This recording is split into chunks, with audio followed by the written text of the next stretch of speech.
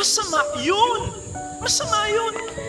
Pwede pa sigurong maging expression sometimes. Ready na akong mamatay. Pero yung you invite death, you wish death, you pray for death, I don't think that's proper. I don't think that's good. Because for as long as we are living, God wants us to do something. Minsan po, nakapag-misa ako sa isang patay. Matanda na yung patay, isang ama, isang mister. At napag-alaman ko, yung may bahay niya, matanda na rin at nakaratay na, nasa ospital.